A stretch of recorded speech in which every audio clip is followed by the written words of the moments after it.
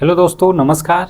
कैसे हैं आप सभी? उम्मीद करते हैं आप सभी बढ़िया होंगे, मस्त होंगे और आप लोगों की तैयारी भी बहुत बढ़िया तरीके से चल रही होगी। चलिए, आज हम लोग इस श्रृंखला में एक करंट से रिलेटेड टॉपिक को अच्छे से कवर करते हैं और वह टॉपिक आपका क्या है कि हाल ही में आंध्र प्रदेश राज्य में विधानसभा का चुनाव हुआ और विधानसभा चुनाव होने के पश्चात वहाँ के मुख्यमंत्री, वहाँ के उप मुख्यमंत्री बनाए गए हैं। वहाँ के राज्यपाल कौन हैं, वहाँ की राजधानियाँ क्या हैं, राजधानी क्या है, वहाँ विधायिका कैसी है, लोकसभा, राज्यसभा या विधानसभा में सीटें कितनी हैं, वहाँ का क्षेत्रफल क्या कहता है। इन सभी रोचक तथ्यों को हम अच्छे तरीके से समझने का प्रयास करेंगे। यदि आप लोग इस चैनल पर नए हैं तो चैनल को सब्सक्राइब करना बिल्कुल भी ना भूलें और इसी तरीके का तथ्य हम आप लोगों तक पहुँचाने का कष्ट करते रहेंगे। इसी तरीके की कोई भी करंट से रिलेटेड कोई भी इंफॉर्मेशन होगी तो आप लोगों को पहुंचाने का प्रयास किया जाएगा।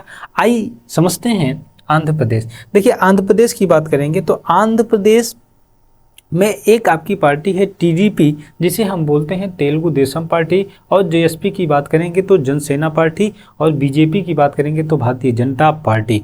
तो ये तीनों जो पार्टी हैं, ये तीनों पार्टी आपके एनडीए के अंतर्गत आती हैं। तो आप कह सकते हैं 2024 में जो आंध्र प्रदेश है वहाँ पे एनडीए की सरकार बनेगी, आप ऐसे कह सकते हैं। ठीक, एनडीए का मतलब होता है यह एक अलायंस होता है, national democratic alliance, national democratic alliance. ठीक, तो एनडीए के अंतर्गत बहुत सारी पार्टी आती है। तो ये तीन पार्टी एनडीए के अंतर्गत आती हैं और तीनों ने मिलकर के क्या किया, चुनाव जीता।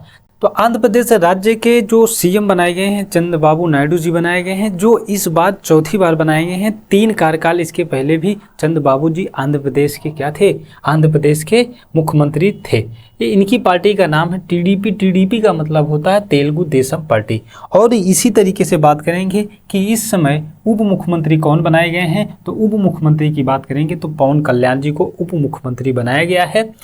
टोटल बात करेंगे कि आंध्र प्रदेश में कितनी विधानसभा की सीटें हैं, तो आंध्र प्रदेश में विधानसभा की सीटें 175 है और 175 में से टीडीपी की बात करेंगे तो 135 सीट, टीडीपी की बात करेंगे तो कितनी सीटें हैं, 135 सीटें मिली हैं। जेएसपी की बात करेंगे, जनसेना की बात करेंगे तो 21 सीट और बीजेपी की बात करेंगे तो 8 सीटें मिली हैं। यह बातें आप लोगों को समझ में आई होगी। अब चलिए बात करते हैं कि आपके जो मुख्यमंत्री हैं इनको शपथ कौन दिलवाया है। तो मुख्यमंत्री की शपथ कौन दिलवाते हैं, राज्यपाल दिलवाते हैं, संबंधित राज्य के राज्यपाल। कहने का मेरे मतलब यह है कि किसी भी राज्य के मुख्यमंत्री को मुख्यमंत्री पद की शपथ दिलाई जाती है, उस संबंधित राज्य के राज्यपाल क्या करते हैं, शपथ दिलाते हैं। तो हम कह सकते हैं कि आंध्र प्रदेश के राज्यपाल कौन है, एस अब्दुल नजीर हैं और इन्हीं के द्वारा मुख्यमंत्री पद की शपथ दिलाई गई। क्लियर हुई बातें? अब आइए बात को चलते हैं, नायडू का मंत्रिमंडल कैसा है। तो जो नायडू का मंत्रिमंडल है इसको समझते हैं। इसमें देखिए 21 मंत्री की बात करेंगे तो 21 मंत्री टीडीपी के हैं। कहने का मतलब है कि यहाँ पे टीडीपी 135 सीट पाई है, तो 135 में से 21 मंत्री टीडीपी के हैं। इसी तरीके से 3 मंत्री की बात करेंगे तो जनसेना के हैं और 1 मंत्री की बात करेंगे तो कहाँ से हैं, बीजेपी के हैं। ये आपका है नायडू का मंत्रिमंडल। अब आइए बात करते हैं कि जो यह शपथ होती है, यह शपथ का प्रावधान कहाँ पे है संविधान में।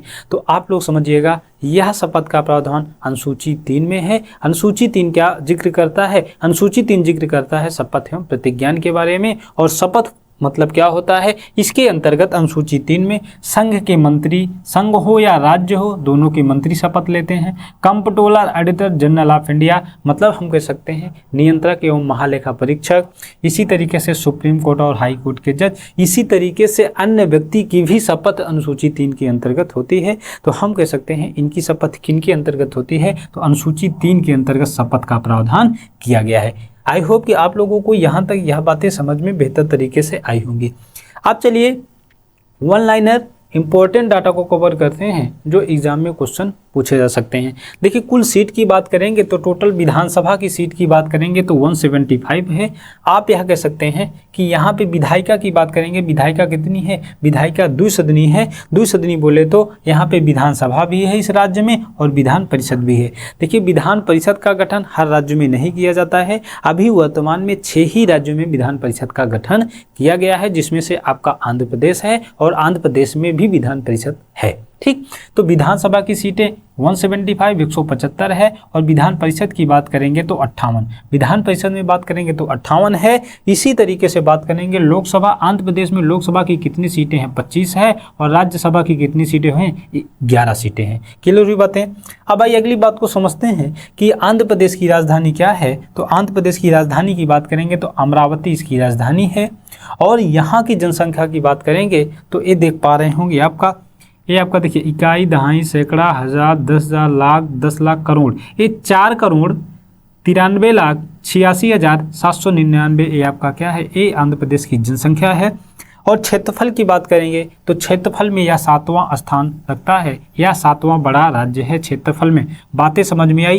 पहला बड़ा राज्य की बात करेंगे तो राजस्थान होगा, सबसे कम क्षेत्रफल की बात करेंगे तो गोवा आपका राज्य होगा। ठीक, आंध्र प्रदेश के क्षेत्रफल की बात करेंगे तो 160-205 किलोमीटर स्क्वायर का जो एरिया है यह आपका आंध्र प्रदेश का क्षेत्रफल है। अब आइए बात करते हैं कि आंध्र प्रदेश का गठन कब हुआ था। तो आंध्र प्रदेश राज्य का गठन 1 नवंबर 1956 को हुआ था। और यहाँ की साक्षरता दर की बात करेंगे तो यहाँ की जो साक्षरता दर है 67.41% है। क्लियर हुई बातें। अब आइए एक बात को समझते हैं, अनुच्छेद 164 क्या होता है। देखिए अनुच्छेद 164 को समझना है। अनुच्छेद 164 समझने से पहले आप अनुच्छेद 75 को अच्छे से समझ लीजिएगा। देखिए अनुच्छेद 75 क्या कहता है। अनुच्छेद 75 कहता है कि प्रधानमंत्री की नियुक्ति कौन करेगा। अनुच्छेद 75 कहता है कि प्रधानमंत्री की नियुक्ति राष्ट्रपति करेगा तथा अन्य मंत्री की भी नियुक्ति राष्ट्रपति करेगा, लेकिन प्रधानमंत्री के सलाह पर। क्लियर हुई बातें।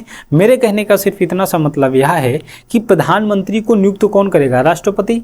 प्रधानमंत्री की नियुक्ति राष्ट्रपति करेंगे, बाकी अन्य मंत्री की भी नियुक्ति कौन करेगा, राष्ट्रपति करेगा, लेकिन प्रधानमंत्री की सलाह पर, कि प्रधानमंत्री कहेगा कि हाँ इनको मंत्री बनाना है।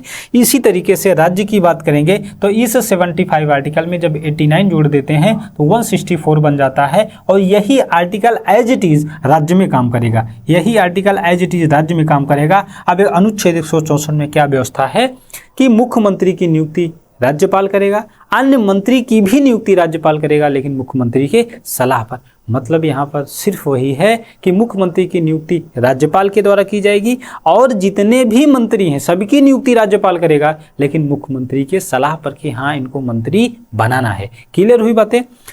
यह बातें अनुच्छेद 75 और अनुच्छेद 164 समझ में आया कि नहीं। आई होप कि आप लोगों को मेरे भाई यह इन्फॉर्मेशन अच्छा लगा होगा। इसी तरीके की इन्फॉर्मेटिव वीडियो पाने के लिए आप एक GH एकेडमी के यूट्यूब चैनल को ज्वाइन करें, सब्सक्राइब करें, लाइक करें। अगर यदि किसी प्रकार का कोई डाउट है तो कमेंट सेक्शन में ज़रूर बताएं, और हाँ बेल आइकन ज़रूर दबा दें, जिससे कि आपको हर तरीके की इन्फॉर्मेशन मिलती रहे। Okay, thank you.